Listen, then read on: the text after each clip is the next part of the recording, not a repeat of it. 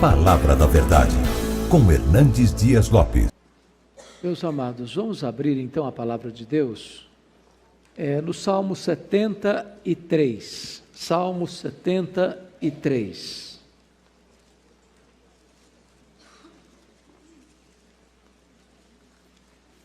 Salmo de Asaf.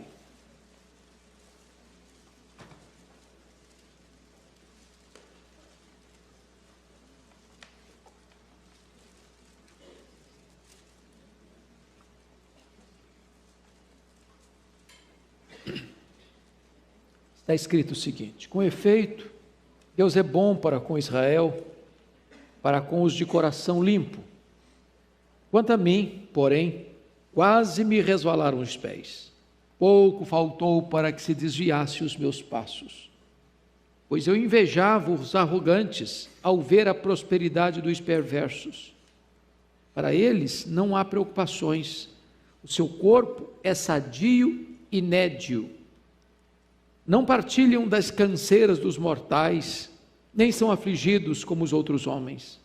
Daí a soberba que os cinge como um colar, e a violência que os envolve como um manto. Os olhos saltam-lhes da gordura, do coração brotam-lhes fantasias, motejam e falam maliciosamente, da opressão falam com altivez, contra os céus desandam a boca e a sua língua percorre a terra. Por isso, o seu povo se volta para eles e os tem por fonte de que bebe a largos sorvos. E diz: como sabe Deus? Acaso há conhecimento no Altíssimo? Eis que são estes os ímpios, e sempre tranquilos aumentam suas riquezas. Com efeito, inutilmente conservei puro o coração e lavei as mãos na inocência, pois de contínuo sou afligido e a cada manhã castigado. Se eu pensar em falar tais palavras, já aí teria traído a geração de teus filhos.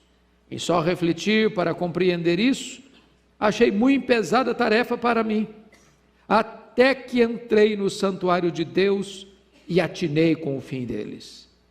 Tu certamente os pões em lugares escorregadios e os fazes cair na destruição, como ficam de súbito assolados, totalmente aniquilados de terror. Como ao sonho, quando se acorda, assim, ó Senhor, ao despertares, desprezarás a imagem deles. Quando o coração se me amargou e as entranhas se me comoveram, eu estava embrutecido e ignorante. Era como um irracional à tua presença. Todavia, estou sempre contigo. Tu me seguras pela minha mão direita. Tu me guias com o teu conselho e depois me recebes na glória. Quem mais tenho eu no céu? Não há outro em quem eu me compraza na terra. Ainda que a minha carne e o meu coração desfaleçam, Deus é a fortaleza do meu coração e a minha herança para sempre. Os que se afastam de ti, eis que perecem. Tu destróis todos os que são infiéis para contigo. Quanto a mim, bom estar junto a Deus. No Senhor Deus põe o meu refúgio para proclamar todos os seus feitos. Amém. Eu quero meditar com vocês hoje sobre o tema: o crente na janela da tentação. O crente na janela da tentação. Os crentes, por mais piedosos que sejam e por mais conhecimento que tenham, são susceptíveis a serem tentados. E eu tenho certeza que você tem sido tentado. Deus só teve um filho que nunca pecou, seu filho amado, Jesus Cristo, mas nem esse ficou livre de tentação. As maiores tentações, entretanto, não vêm de fora, emanam de dentro. Não vêm das circunstâncias, procedem dos sentimentos. E aqui está um homem de Deus, um homem líder na casa de Deus, um homem afeito aos louvores no culto a Deus, que num dado momento da sua vida, chega a compartilhar conosco: passou um momento de grande perigo. Seus pés quase resvalaram. Ele quase se afasta de Deus, porque ele está olhando pela janela, a janela da tentação, está vendo algumas coisas, não está fazendo uma leitura correta do que está vendo, e ele começa a chegar a conclusões precipitadas, pensando o seguinte: não vale a pena ser crente? Sou uma pessoa séria, sou uma pessoa zelosa, sou uma pessoa piedosa, lavo as mãos na inocência, só levo pancada na cabeça, todo dia. E aí eu olho para o ímpio, meu vizinho, olha a vida dele, tranquila, nem problema de saúde ele tem, o corpo dele já vem bronzeado de berço. Preocupações? Dorme tranquilo sem Lexotan. Ele nem se esforça demais não, os bens dele prosperam. O cara só fala bobagem, mas olha aí, todo mundo incensa esse cara, aplaude, segue, elogia, e eu aqui, levando Deus a sério, estou sendo duramente provado cada manhã. Eu sei que não tem nada a ver isso com você, que você é um crente, mas não tem sido tão provado, né? Então, eu queria que você olhasse comigo esse dilema, que não é novo. Jó tratou desse assunto, Abacuque tratou desse assunto. Como é que eu posso entender que o ímpio, que desanda a boca a falar contra Deus, contra o próximo, é violento, parece que tem uma vida melhor que a minha? E eu que sou crente, vivo situações difíceis. Ou quando você olha para o cenário geral e você vê como é que pode entender que um João Batista está na cadeia e um Herodes está no trono. Que um Paulo vai ser degolado e quem manda degolá-lo é Nero. Que Jesus de Nazaré está sendo julgado e o juiz é Pôncio Pilatos. Como é que você pode entender essa inversão de valores? É isso que está levando esse homem a essa crise. Então, eu queria que com a Bíblia aberta comigo você olhasse, primeiro, o crente na janela da tentação com os pés na estrada escorregadia. E eu chamo a sua atenção para alguns pontos. Primeiro ponto, você está com os pés no lugar escorregadio quando você inveja as pessoas por aquilo que elas têm, sem olhar para o que elas são diante de Deus. Olha comigo os versos 2 e 3. Você pode ler em voz alta comigo? Vamos juntos?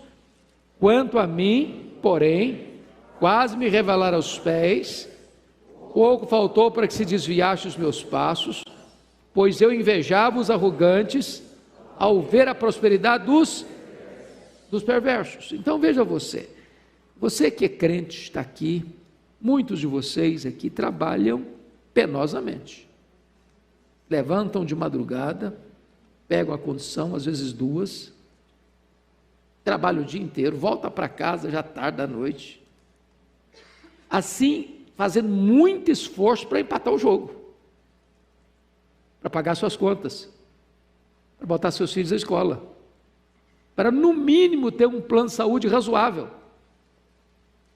E quando você dá conta do recado, já é um herói. Aí você olha para a janela e vê seu vizinho que é ímpio, que é perverso, numa canetada só resolve a vida dele financeira.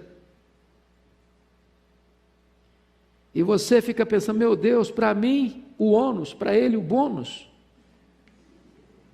Para mim o rigor da lei, para ele as benesses da lei. Para mim o suor do osso, para ele a prosperidade. Para mim a preocupação, para ele uma vida tranquila. E isso pode levar você, olha o versículo 13, quando ele diz assim, você leu o 13 comigo, vamos juntos?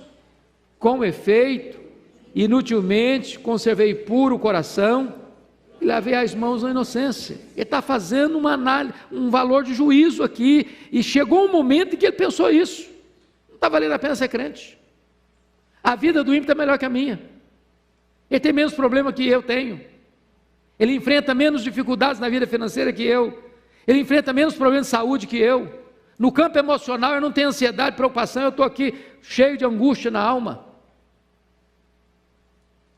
Esse é o drama desse homem. Mas por que ele está assim? Porque na verdade ele só está olhando um lado da moeda. O que o perverso tem agora, aqui, mas não consegue entender ainda quem é esse perverso na presença de Deus. Qual o destino dele? Qual a verdadeira herança dele? Na hora mesmo da prova dos 9, como é que vai ficar a vida dele? Então, se você está nessa situação, de fato você está num caminho escorregadio. Segundo lugar, você está com os pés no lugar escorregadio quando olha para a prosperidade do ímpio em contraste com as provações dos justos. Notem comigo 2 versos aí. Vamos dar uma olhadinha, o verso 12 e o verso 14. Vamos ler o 12 primeiro, juntos comigo. Eis que são estes os ímpios, e sempre tranquilos, aumentam suas riquezas. Agora o 14. Pois de contínuo sou afligido, a cada manhã castigado. Então veja você o contraste que ele está fazendo aí. O ímpio prospera. E como é que ele está? Sempre tranquilo. Sempre tranquilo. Enquanto ele está sempre tranquilo, o que está acontecendo? Aumenta as suas riquezas. Quando ele olha isso, quando ele percebe isso, e agora vai olhar para ele está olhando para a janela da tentação, ele olha para o ímpio, olha lá, está vendo, está tranquilo. Enquanto ele está dormindo sossegado, olha, todo dia a conta bancária desse cara engorda, todo dia. Aí ele olha para ele no verso 14, o que ele diz? Pois de contínuo sou o quê? Afligido. Olha você no verso 12, que diz sempre tranquilos, sempre, mas eu de contínuo afligido, e cada manhã, não é amanhã, hoje, daqui um mês, outra manhã não, cada manhã castigado. Presta atenção na ênfase que ele dá, tanto da tranquilidade do perverso que prospera, quanto das lutas e provas que ele, como crente, como piedoso, está enfrentando. Então ele olha a qualidade da sua vida e compara a sua vida com a vida do ímpio e leva-o a uma grande crise, uma grande tentação. Terceiro, confira comigo. Terceiro, você está com os pés num lugar escorregadio quando você olha para a carnalidade do ímpio em contraste com a pureza dos justos. Então confira comigo aí os versos 6 a 10, vale a pena você olhar aí comigo, vamos ver aí, versículo 6, daí, percebe você que daí é o resultado do que ele está dizendo dos versos 4, não há preocupações, o seu corpo é sadio e nédio, a palavra nédio significa bronzeado, não partilha canseiro dos mortais, não são afligidos como os outros homens, daí, então vamos lá, a soberba que os cinge como um colar. Soberba e depois vem violência, arrogância, altivez, peito estufado, pavão. É violento, ninguém entra no caminho dele que ele arrebenta a pessoa. Versículo 7, os olhos saltam-lhes da gordura, do coração brotam fantasias. O versículo 7 traz a ideia de viver nababescamente com fanfarronices intérminas. Olha o verso 8. Motejam e falam maliciosamente, da opressão falam com altivez, ou seja, a boca desse camarada é um esgoto. Ele fala maliciosamente. Agora vejam vocês, da opressão, ele oprime mesmo, ele massacra mesmo, ele leva a vida do outro a se tornar um inferno perto dele mesmo, e ele faz isso, e fala isso com altivez. Altivez. Mas olha o versículo 9, contra os céus desanda a boca, fala contra Deus, blasfema contra Deus, e a sua língua percorre a terra, fala de tudo e de todos. Mas olha o verso 10, leia o 10 comigo. Por isso, o seu povo se volta para eles e os tem por fonte de que bebe a largos soros. É o cara, entendeu? Quando ele escreve um artigo, todo mundo lê. Pode ser a coisa mais esdrúxula, pode ser os valores morais mais terríveis, o povo bate palma. Isso aqui que é uma pessoa maravilhosa. Eu não sei se vocês acompanharam os noticiários aí da Feira do Livro do Rio de Janeiro para cá, mas aquilo que as pessoas chamam de retrocesso medieval, as pessoas que discordam dessas loucuras, parece que se você defende hoje os valores simples de família, você é um ET, você é um retrógrado, você está fora de moda. É curioso isso. Um analista político muito conhecido no Brasil disse que chegaria um tempo em que essa questão da relação homoafetiva, lá atrás, às vezes era um negócio que trazia vergonha, acanhamento. Depois passou a ser tolerado. Depois passou a ser incentivado. Ele diz, eu temo que amanhã vai ser obrigatório. E quando as pessoas defendem essa bandeira, se você diz o contrário, você está mergulhado em densas trevas de ignorância, de atraso, de retrocesso. Mas as pessoas que aplaudem isso, as pessoas bebem a largos sorvos dessas fontes. É isso que ele está dizendo. É isso que ele está dizendo. Em comparação com a carnalidade do ímpio, ele contrasta a pureza dele. Você pode ler o 13 de novo, vamos lá?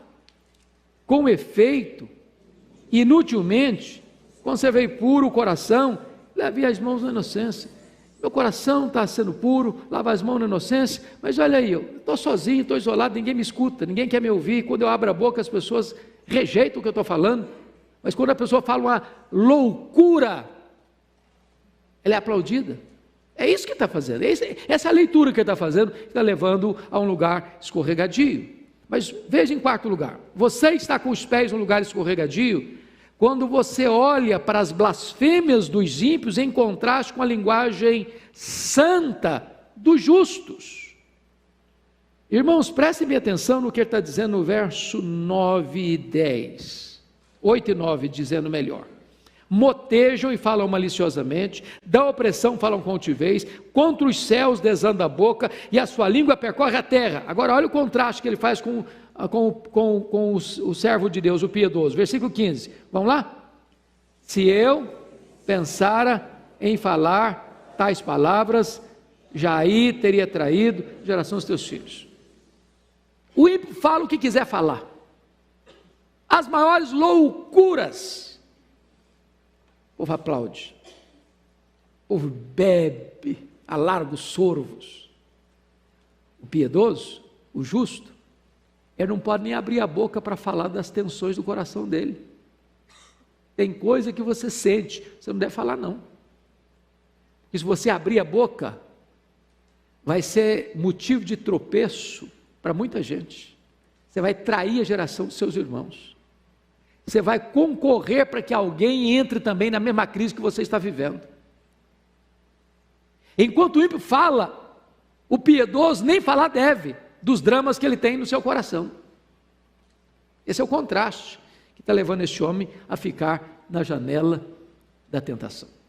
Mas vamos agora olhar o segundo ponto dessa mensagem, que é o crente na casa de Deus, seguro nas mãos do Deus Todo-Poderoso. Então, ele sai dessa janela, desse caminho escorregadio, e ele chega a dizer, preste atenção, no versículo 2, quase me resvalaram os pés, para uma outra realidade, não de pés num caminho escorregadio, mas agora segurado pela mão do Deus Todo-Poderoso. Olha aí, por favor, o que ele vai dizer no versículo 23, todavia estou sempre contigo, tu me seguras pela minha mão direita.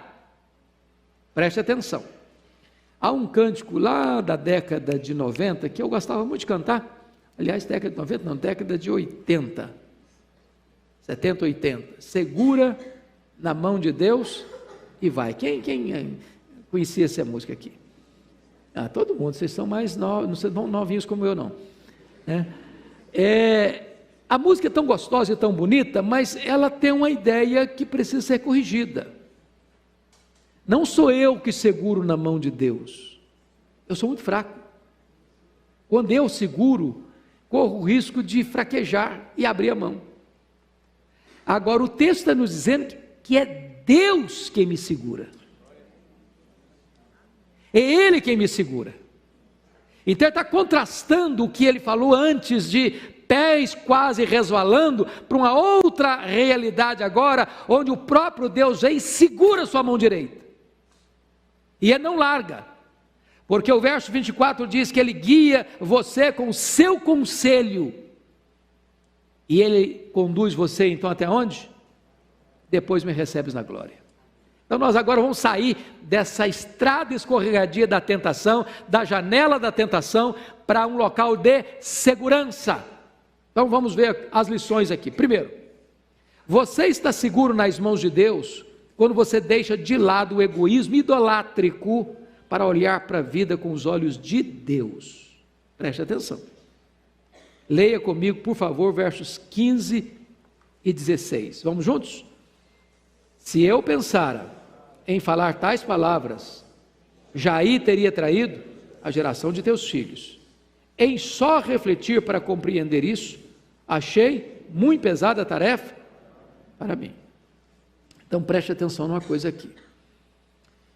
Tudo começa na cura, na restauração de Asaf, quando ele refreia a sua língua. Nós temos que ter muito cuidado com o que falamos. Quando ele refreou a língua dele, só em pensar em falar, já teria traído. Se eu falar, vou trair. Então tem dramas na vida, irmãos, que a gente às vezes guarda no coração. Nem tudo que passa pelo seu coração você deve estar falando. Sua palavra tem que ser boa, tem que ser oportuna. Agora, note você que a segunda coisa é que ele vai sondar o seu coração. Sondar o seu coração, o que eu diz no versículo 16. Então, passa-me a ideia que o primeiro aspecto dele não é mental, é moral. Ele não tinha uma resposta clara para o seu dilema, então ele passou a pensar, ele passou a refletir. E quando ele começa a refletir, ele percebe uma coisa: por que ele estava em crise? Por que ele estava na janela da tentação? Porque o mundo dele tornou-se ele mesmo. Ele pensou nele, no conforto dele, nos problemas dele, nas soluções para ele. O mundo dele girava em torno dele mesmo. E aqui está um grande risco para a vida espiritual, é quando você tem esse problema de focar em você demais. E quando você foca em você, isso chama-se egoísmo, egocentrismo, egolatria. Você então passa a ter um problema sério de autopiedade, quando você não entende que as providências que acontecem com você são favoráveis a você. Segundo ponto, você está seguro nas mãos de Deus quando você entra na casa de Deus para olhar para a vida como Deus a vê. Olha o versículo 17 a 20. Vamos ler comigo? Vamos lá? Até que entrei no santuário de Deus e atinei com o fim deles. Tu certamente os pões em lugares escorregadios, os fazes cair na destruição, como ficam de súbito assolados, totalmente aniquilados de terror, como ao sonho quando se acorda, assim, ó Senhor, ao despertares, desprezarás a imagem deles. Preste atenção numa coisa aqui. As crises de Asaf acabam quando ele para de olhar para Deus como juiz de Deus, para julgar a Deus, para então adorar a Deus. Até então ele está indo como juiz. Ele está fazendo juiz de valor. Não está valendo apenas ser crente. Deus não é justo comigo, hein? Eu estou pagando um pato aqui, eu estou sofrendo, eu estou lavando as mãos na inocência, eu vivo uma vida de integridade, eu vivo uma vida de obediência, todo dia estou passando por problema, toda manhã estou sendo castigado, e o ímpio que não faz nada disso é que está sendo abençoado. Que negócio é esse? Ele está sendo juiz. Tem hora que nós botamos Deus no banco dos réus. Tem hora que nós nos assentamos na cadeira do juiz para julgar o próprio Deus. Deus, o senhor está agindo errado, o senhor está sendo injusto, o senhor não está sendo bom. Então, quando ele para de agir como juiz de Deus, para se tornar um adorador de Deus, começa o processo da restauração dele. Agora, veja você que tudo começa quando ele vai para a casa de Deus. Até que entrei, versículo 17, no santuário de Deus. Irmãos, como é importante vir à igreja, sabia? Eu não sei quanto a você. Tem hora, bom, eu sou pastor, né?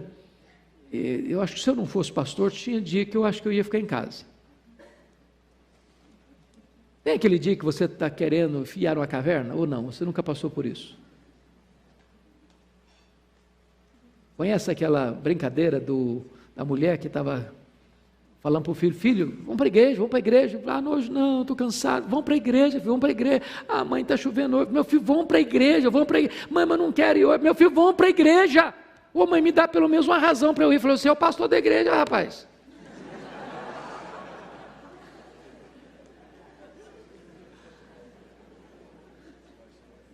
Agora, preste atenção, esse homem está em crise, até que ele entra no santuário de Deus. Então você tem que vir para a igreja, com vontade, sem vontade, meio doentinho, dor de cabeça, enxaqueca, preocupado, problema em casa, problema no trabalho. Porque quando você vem para a casa de Deus, é o lugar que você escuta a palavra de Deus, onde você passa a adorar a Deus, onde o nevoeiro das tentações começam a ser dissipadas. Seu pé já deixa de ficar numa casca de banana, e você sente a mão de Deus segurando você. Você passa a ter uma nova cosmovisão, uma nova compreensão das coisas. Então preste atenção, que ele entra na casa de Deus, e tem uma palavra muito importante aí no verso 17, que diz assim, então eu atinei com o fim deles. Veja vocês, amados irmãos, que ele tem uma compreensão, ele encontra Deus, ele encontra com seus irmãos, ele começa a perceber que outras pessoas estão passando pelas mesmas lutas que ele está passando, e aqui tem algo maravilhoso, é que ele passa a entender. A palavra atinei, ele está dizendo, eu compreendi. Porque às vezes as pessoas pensam que culto é uma bênção só quando ele tem um calafrio na espinha. Ele tem uma experiência emocional, hoje o culto foi uma benção, porque eu chorei muito, falei, ok, chorou, tem uma benção sem chorar, mas o que você compreendeu? O que você entendeu?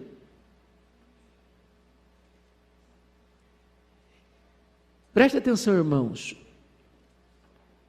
quando você entra na casa de Deus, não é para você esquecer os problemas, é para você entender a natureza deles. O cristianismo não é um ópio do povo, o cristianismo não é um anestésico, o cristianismo não é um narcótico emocional, o cristianismo não é uma panaceia, o cristianismo vem para trazer entendimento para você. Muita gente está buscando resposta na bebida, nas drogas, no sexo, nas aventuras, na riqueza. Agora você olha as coisas e tem uma visão clara das coisas quando você entra na casa de Deus, quando você escuta a palavra de Deus, quando você adora a Deus, quando Deus abre para você o cenário. O que ele entendeu? O que ele entendeu quando entrou na casa de Deus? Primeiro, ele teve um entendimento acerca do ímpio, mudou a compreensão dele. Eu atinei com o quê? Com o fim deles. O que o ímpio tem? Tem saúde? Ok, está escrito aqui, o corpo dele é sadio e nédio. Mas um dia o cara morre, não morre não? O que o ímpio tem?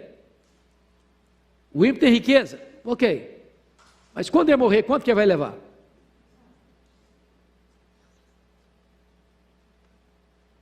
É igual o menino que chegou para o pastor e disse: pastor, quando eu crescer, eu quero ser igual meu avô. Meu avô morreu muito rico. Eu falei: meu filho, então você não devia ser igual ao seu avô não, porque morreu pobre. Ninguém morre rico. Não tem gaveta em caixão. Não tem caminhão de mudança em enterro. Você não leva um centavo. Atinei com o fim deles.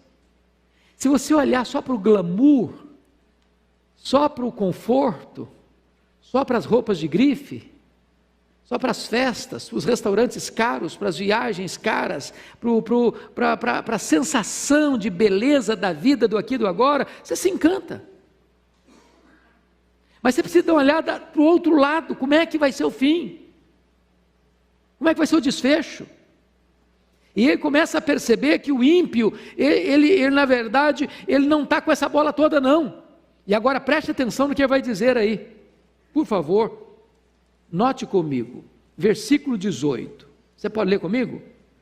Tu certamente os pões em lugares escorregadios, os fazes cair na destruição. Quem é o agente dessa ação aqui? Deus. Ele começa a compreender algo tremendo. É que o ímpio, quando está lá no topo, é o próprio Deus que o bota no lugar alto para ele escorregar. E quando ele escorregar, ele vai cair aonde? Na destruição.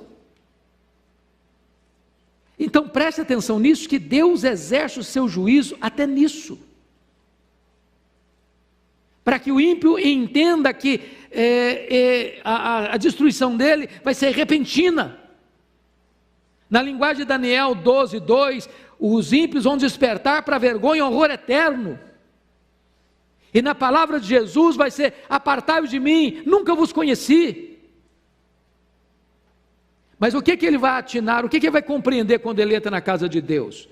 Olha comigo, que ele vai ter uma compreensão de Deus, porque ele chegou a questionar Deus no versículo 13, com efeito inutilmente conservei o coração puro e lavei as mãos da inocência, mas ele vai compreender primeiro o poder de Deus no versículo 18, tu certamente os pões, é Deus quem põe em lugares escorregadios, é Deus quem faz o ímpio cair na destruição. Mas ele vai compreender outra coisa, a justiça de Deus no verso 19, como ficam de súbito assolados, totalmente aniquilados de terror. Como é que vivia o ímpio antes?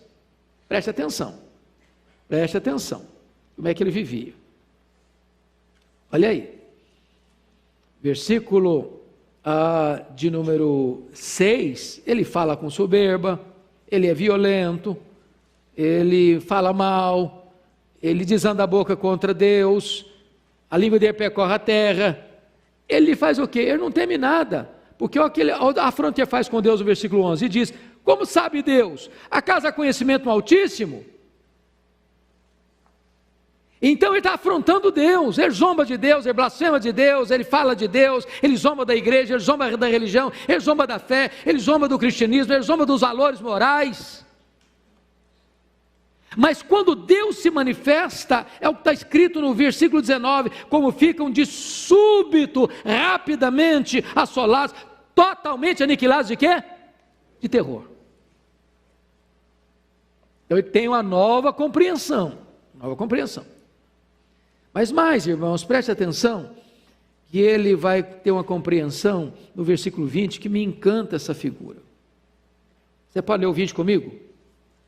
Como ao sonho, quando se acorda, assim, ó Senhor, ao despertares, desprezarás a imagem deles. Irmãos, vamos entender isso aqui. Ele está usando uma linguagem antropomórfica para falar do sono de Deus. Eu pergunto a vocês, Deus dorme? Não. Salmo 121, ele não dormita, nem dorme, o guarda de Israel. Mas não é verdade que tem hora que parece que Deus está dormindo? Por exemplo, nem toda vez que uma pessoa faz o mal, ela recebe o castigo do mal que ela fez na hora, certo? Certo.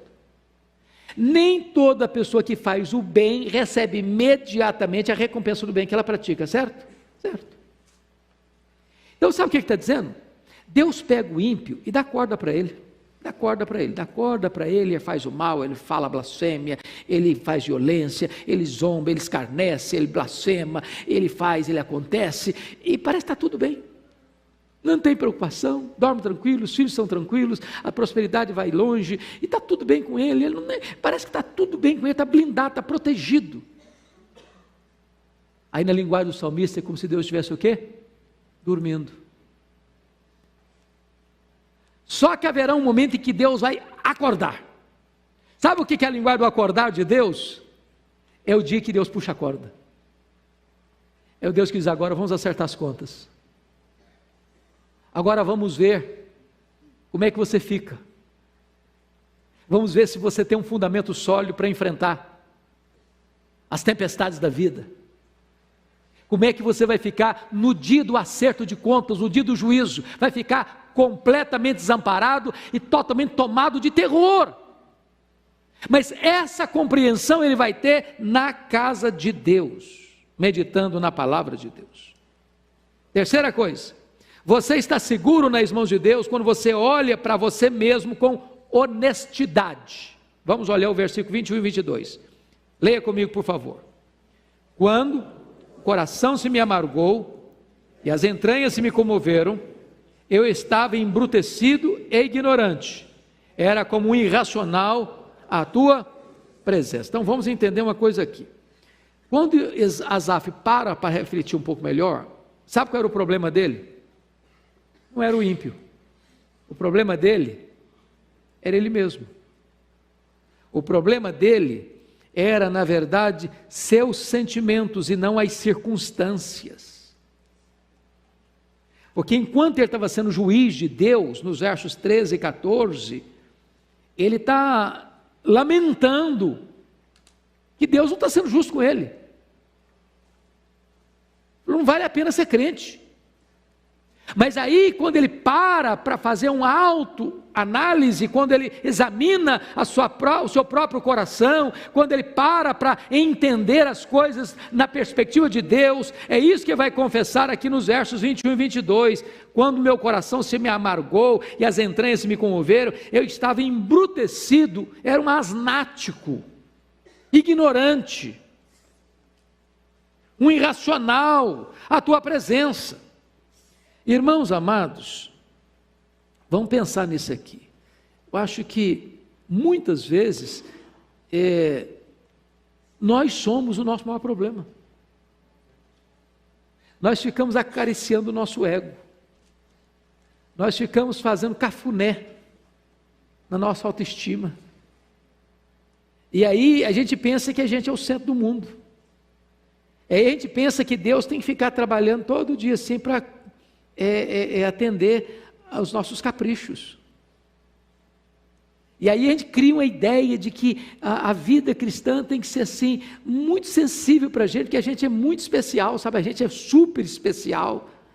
E aí a providência tem que ser sempre boa, porque se a vier carrancuda, a gente reclama, a gente murmura, a gente acha que Deus não está sendo legal com a gente. Até o momento que ele para pensar de uma forma mais profunda, de uma forma mais correta, e aí ele vai entender que eu era ignorante, estava embrutecido, era um animal, era um asnático. Mas, deixa eu concluir. Você está seguro nas mãos de Deus? Quando você abre os olhos da fé para entender o que é a graça de Deus na sua vida. O que é que ele entendeu? Eu chamo a sua atenção para 4 coisas que ele entendeu. Primeiro, Asaf descobre a graça salvadora de Deus no versículo 23. Olha aí, por favor. Pode ler o 23 comigo? Todavia, estou sempre contigo, tu me seguras pela minha mão direita. Oh, amados irmãos, é maravilhoso você entender isso. Você estava caindo, resvalando os pés, mas Deus foi lá e botou a mão em cima de você e segurou você. Você estava indo para o abismo, você estava na casa do valente, você estava na potestade de Satanás, você estava no reino das trevas, você estava condenado, você estava depravado, você estava num caminho escorregadio, e Deus botou a mão em você e segurou você. Está seguro, meu filho? Está seguro? Essa é a graça de Deus, irmãos. É a graça de Deus que nos segura. Nós não ficamos de pé, escorados no bordão da autoconfiança. É isso que o salmista diz no Salmo 116, versículo 8. É Ele que livra a sua alma da morte, é Ele que livra os seus olhos das lágrimas, é Ele que livra os seus pés da queda, é Ele quem segura você. É a graça salvadora de Deus. É o perdido que é encontrado, é o pródigo que volta para casa, é a ovelha que é encontrada pelo bom pastor. É isso que Deus faz e fez com você e comigo. Louvado seja Deus. Segundo, Asaf descobre não apenas a graça salvadora de Deus, ele descobre a graça restringente de Deus. Olha comigo ainda o versículo 23, quando ele diz: tu me seguras pela minha mão direita. Eu acho isso maravilhoso, irmãos, e a gente devia sempre pensar nisso. Quando você sair de casa todo dia, dizer: segura firme na minha mão. O Senhor, eu sou muito fraco. Você acha que você é forte? Você tem capacidade em você mesmo de resistir às tentações? Não tem maior perigo para você e para mim, meu irmão, de que você achar que você é forte. Você é capaz. Quando Pedro pensou que ele era melhor que os seus colegas, ele caiu. Ele negou Jesus. Você diz: Senhor, eu sou muito fraco, Senhor, eu não consigo resistir, eu não tenho poder em mim mesmo, mas Senhor, segura a minha mão, segura a minha mão. Igual aquela menininha que, numa família de nenhuma pessoa convertida, e a menina se converteu ainda na fase antes da adolescência, e alguém querendo complicar a vida dela, criar dificuldades para ela, e perguntou para ela: mas vem cá, e se o diabo chegar e bater na sua porta, o que você vai fazer? Ela, com a mente infantil, disse: eu vou pedir Jesus para vir abrir a porta e atender.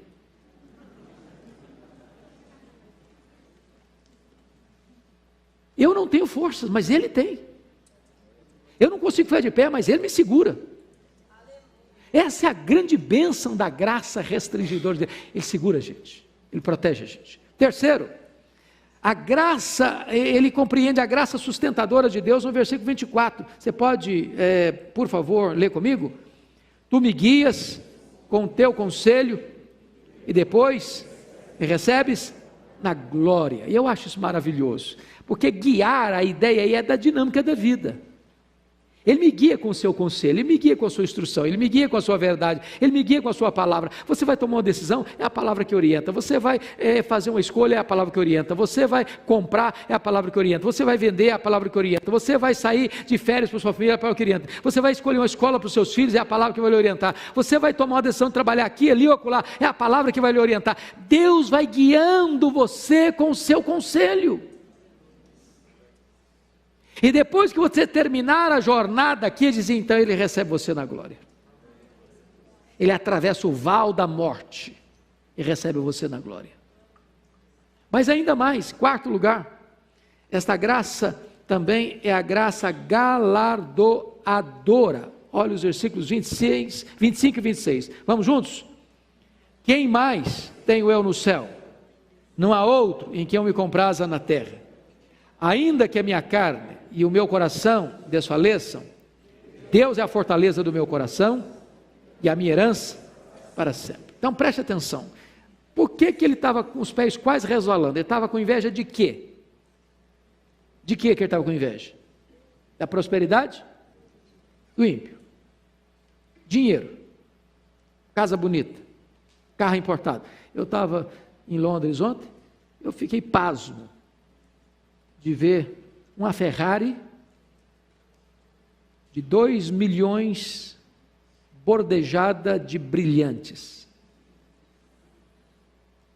Aí você chega de Fusquinha, Fiat Uno, aí o cara enche os olhos, puxa vida, nem que eu queira, eu não consigo ter um troço desse. E aí ele estava com inveja do ímpio, quase resvalando os pés, com dor de cotovelo. Quantos crentes aí lendo Forbes, caras. O cara tem jatinho, tem mansões, tem iates, etc. Mas agora eu começo a entender outra coisa. O que eu começo a entender? Eu começo a entender quem mais tem eu no céu. Não há outra em que eu me compraza na terra. Sabe qual é a herança dele? A riqueza dele? É o próprio Deus. Você tem Deus, você tem tudo. Você tem o dono, você tem tudo que é do dono. Você é herdeiro dele, você é co-herdeiro com Cristo. Lá no céu você tem uma grande herança. Sabe qual a maior herança que você tem no céu? É o próprio Deus. Aqui na terra, sabe qual é o maior deleite da sua vida? É ter comunhão com Deus. E ele vai dizer no verso 26 assim: ainda que a minha carne e meu coração desfaleçam, eu passe luto, eu fique doente, eu passo problema financeiro, eu enfrento dificuldade na vida, ele está dizendo: Deus é a fortaleza do meu coração, e o que mais? A minha herança para sempre. É compreensão, irmãos, é entendimento espiritual, é fazer a leitura da vida com os óculos de Deus, com as lentes de Deus, com a perspectiva de Deus. Mas eu concluo, levando você para os versos 27 e 28, porque o mesmo Asaf que estava sentindo inveja da prosperidade do ímpio, faz um contraste agora entre o ímpio e ele. Ele tinha feito esse contraste antes, agora vai fazer um outro contraste. Você pode ler o 27 e 28 comigo? Vamos lá? Os que se afastam de ti, eles perecem. Tu destróis todos os que são infiéis para contigo. Quanto a mim, bom é estar junto a Deus. No Senhor Deus põe o meu refúgio para proclamar todos os seus feitos. Lá atrás, ele havia dito no verso 15 assim: se eu pensar em falar tais palavras, já aí teria traído a geração dos teus filhos. Se o seu coração está cogitando coisa ruim, não abra a boca não. Não faça da sua língua um laço para as pessoas. Mas se você tem uma boa compreensão das coisas de Deus, verso 28, você podia fazer outra coisa. Quanto a mim, bom é estar junto a Deus, no Senhor põe o meu refúgio, para fazer o quê? Para proclamar todos os seus feitos. Agora, em vez de você ser um embaixador do pessimismo, da incredulidade, da dúvida, do ceticismo, do julgamento de Deus, botar Deus no banco dos réus, agora que você teve a sua mente esclarecida pela verdade, e você teve uma visão plena do que vai ser a cena do juízo, e você tem Deus como herança, você tem Deus como refúgio, você tem Deus no céu como a sua maior riqueza, e você tem Deus na terra como o seu maior deleite, agora então você deve abrir a boca e proclamar os grandes feitos de Deus. Asaf começa pelo fim. Dr. Mark Lloyd Jones, quando fez uma exposição desse texto, disse que o verso 1 é a conclusão do salmo. Eu convido você para ficar em pé, e nós vamos ler o verso 1, a uma só voz, porque o verso 1 é a conclusão do pensamento deste homem. Vamos juntos? O primeiro? Com efeito, Deus é bom para com Israel, para com os de coração limpo. Com efeito, Deus é bom para com Israel. Deus é bom com a igreja. Deus é bom com a sua família. Deus é bom com você. Vamos orar. Receba a nossa gratidão, Deus, pelo privilégio de nos reunirmos nesta noite em Tua casa, para estudarmos a Tua palavra. Ela é a verdade, ela é preciosa, ela é rica, ela é para nós pão para a nossa fome, ela é água para a nossa sede, ela é mel para os nossos lábios, ela é mais preciosa do que muito ouro depurado, louvado seja o Teu nome.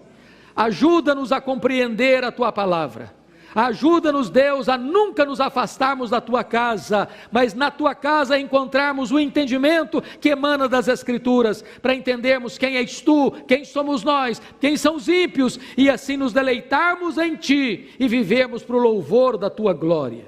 Ajuda-nos a viver de modo digno da nossa gloriosa vocação, ajuda-nos a proclamar as Suas virtudes, ó Deus, e a viver de tal maneira na tua presença que tu sejas o maior prazer e deleite da nossa vida. Em nome de Jesus. Amém.